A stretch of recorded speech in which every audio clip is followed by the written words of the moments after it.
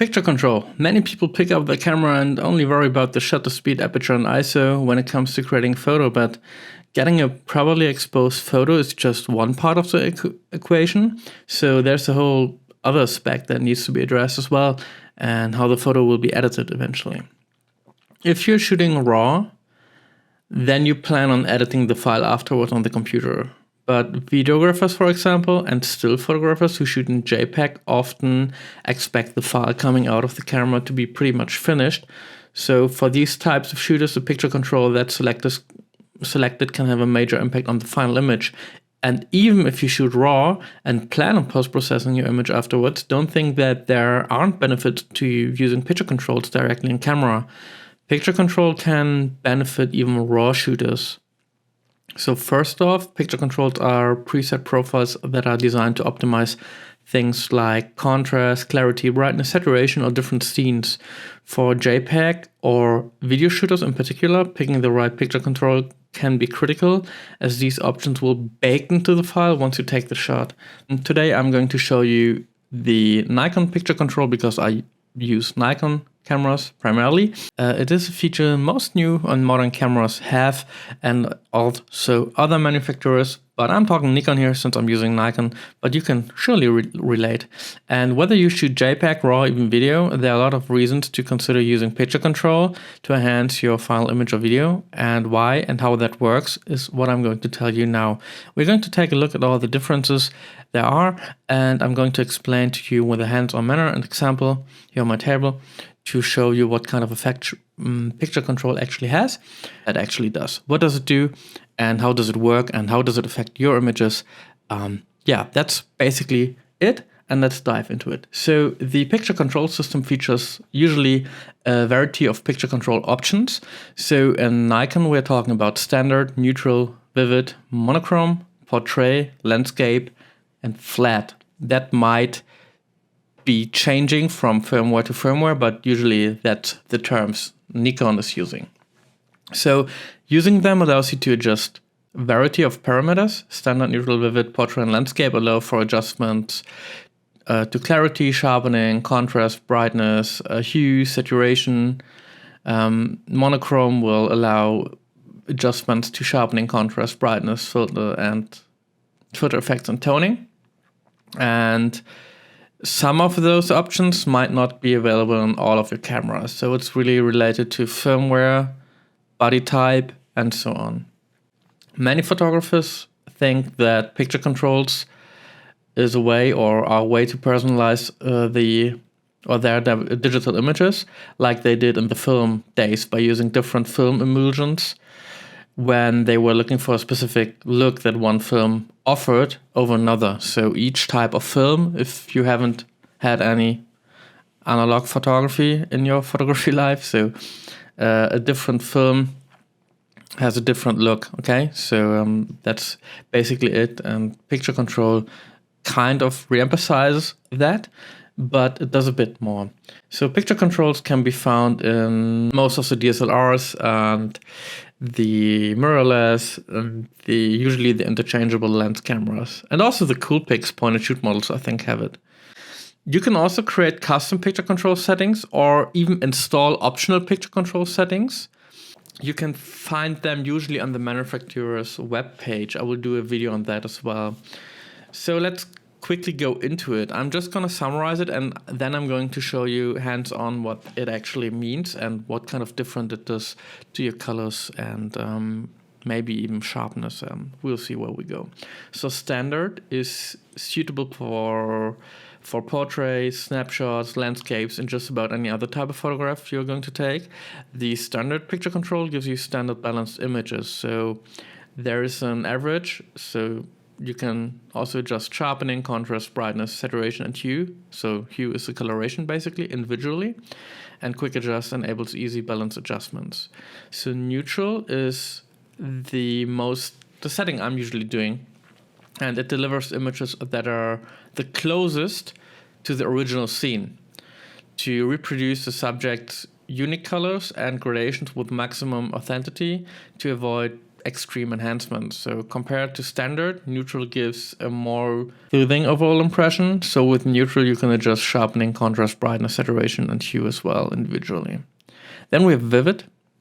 Vivid is for distinct, colorful, and fresh-looking images with just the right emphasis on your subject's contrast and sharpening. Compared with standard, vivid bestows more glamorous overall impression, so kind of glossy-ish feel to it, and it's ideal for situations where you wish to emphasize primary colors such as colorful fashions, city streets, fresh fruits, and floral arrangements, balanced adjustments as well.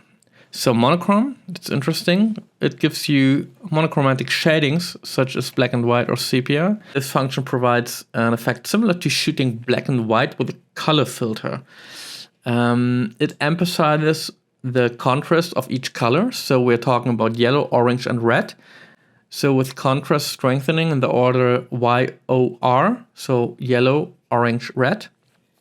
That's a bit of color theory right there. So you have to know and understand how colors work to actually get the results you possibly want. Then we have filter effects, which is G monochrome only. And it provides an effect similar to shooting black and white with a green filter. It lends a finely composed finish to skin color lips, for example. And you can download them for the major models like the 4, 5, 6 or such. And I think the complete Z line has it already installed. So depends on the model. So the number of optional picture controls can be installed. So yeah, it may differ with camera models. So check your manual or check the Nikon webpage, or if you own a Canon or whatever it might be, you can always check the manufacturer's page for picture controls. Also, picture control might have a different name on Canon and Sony, but it will do the same. It might vary in the names a little bit. Yeah, and here you see a couple of different examples of how the picture control actually affects the colors, even in black and white, using filters. You have portrait mode. Using neutral as its base, portrait imparts more natural appealing skin tones. So they are more lifelike, projecting a real sense of depth. So as if shot with professionally quality film for a clear, authentic finish. And with portrait, you can adjust sharpening, contrast, brightness, saturation, and coloration individually. And the quick adjust enables easy balance adjustments. Landscape produces a more noticeable intensity than standard. Compared with vivid, landscape creates more soothing, relaxed colors, effective for any nature scene. So for images that have rich gradations and enhanced vibrancy, with landscape you can adjust also sharpening, contrast, brightness, saturation, and coloration as well. And yeah, quick adjust also enables easy and balance adjustments. Then we have flat. And flat provides with minimal dramatization while preserving the material characteristic compared with neutral. The finish shows less contrast and does not look as lively as it is. Flat is most often used when shooting video, so you can adjust to the video after shooting. Overblown highlights, blocked up shadows, or excessive color saturations rarely occur because the contrast is usually pretty low. So thus enabling rich tonality of both brightness and color tones. With the wealth of information from highlight to shadow areas, this mode is recommended when you are shooting a scene with post-shoot adjustment in mind. The flat picture control was added very late, I think, and these names might differ a bit. As talking about quick adjust, makes it easy to achieve well-balanced adjustments. So with sharpening, contrast, and saturation, you have 5 levels of modification basically, and they're applied automatically. So increasing a value or decreasing the value with plus and minus buttons. So moreover, after using quick adjust, you can carry out finer, more detailed modifications to each item suit your particular preferences and get the exact results you require. Each picture control, except flat, neutral, and monochrome, allows you to use quick adjust for adjustments. When talking about sharpening, it enables you to alter the strength of your subjects in the contours in 10 levels, I think. Yeah, 10. So 0 is no sharpening at all.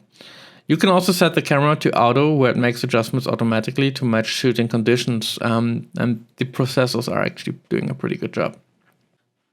Anyhow, on some picture controls, you might find it necessary to put active D-lighting on. Otherwise, it will give you no options to use the individualization.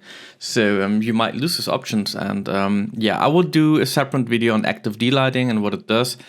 And yeah, that's pretty much it. So yeah, play around with these, but it's not necessarily urgent to do that. I most likely, if I use picture control, I leave it at baseline. I rarely do adjustments here in camera, but you can, certainly. So again, summarize the difference between the different picture controls. Flat is very little contrast, saturation is quite low as well. It's a popular profile to shoot for video shooters who later want to color grade their footage. Next is neutral, which attempts to deliver images that are close to the original scene's color and gradation. Portrait uses the same base as neutral profile, but helps skin tones look more lifelike. And even without people in the scene, portraits help bring up shadow detail while providing a bit more pop in color. Standard is a popular choice in between because it makes a well-balanced image that have a little bit more punch to them. Vivid is great when you really want to put emphasis on your subject contrast and saturation. Landscape produces a more intense file than standard, but is slightly toned down when compared with Vivid. And obviously monochrome creates black and white version of your photo. There are custom picture controls. You can actually work on them. And yeah, you can save them to the card, you can install them, but again, that's for a whole nother video. Just talking about in-camera raw processing, and the resource for that is the Nikon webpage, and it also counts for any other manufacturer. Actually, just research it and read the manual, or just go on your manufacturer's page and check the details. So in-camera raw processing, so with nearly every Nikon camera now having built-in Wi-Fi, it's becoming more and more common for everyone to instantly share high-quality photos from their Nikon camera on Facebook, Instagram, or whatever social media platform you're using. So, and in the past, many RAW shooters wouldn't really maximize this feature, assuming they need a computer to probably edit their files. So, but thanks to the in-camera RAW processing that's built into basically every newer or every Nikon camera, actually, recently, that isn't the case. So by using the I button when playback, you can actually retouch photo and raw process it in camera. And you have access to many different editing options, and picture control being just one of them. So that's a great opportunity even for raw shooters to now be able to edit your files or their files in camera, ensuring they get the colors and look that they want before sharing it with the world. And on newer Nikon cameras, for example, if you have multiple images that you want edited, you can even select batch processing and do them all at once. So when you combine all of this together, especially when using custom picture controls, which you can actually preset on your computer or in your camera, you can actually get a pretty fast workflow even with RAW photography. And this gives RAW shooters the ability to get a final looking image that's ready to be shared all without the need of a computer. So that can be done actually, and it's quite handy. When on a long trip, for example, it can be an awesome feature. So whether you shoot JPEG, RAW, even video, there are a lot of reasons to consider using picture controls to enhance your final image or video. So that's basically it. That's about picture control. I think it is enough. I hope you could take something away, whether you're a videographer or a RAW photographer, JPEG photographer, whatever. And remember, I will do a separate video on data and file formats as well. And I've spent so much time on the technical side of the industry that I can say there is no absolute answers in photography, neither in photography nor in film, actually. So there is no do it this way and no other way counts. So a lot of people shout RAW only or whatever, and I'm going to do a different video on that as well, on the circumstances where you might want to use RAW, where you might want to use JPEG, and what the processing around it involves actually. So if you like the video, since I'm a new channel, I would be happy to receive a comment in a section below. Critique is welcome. Also like and subscribe and share, and hopefully this video series helps you, and stay tuned here on the channel for a new video every week on Sunday. So see you soon, hopefully, and have a great day.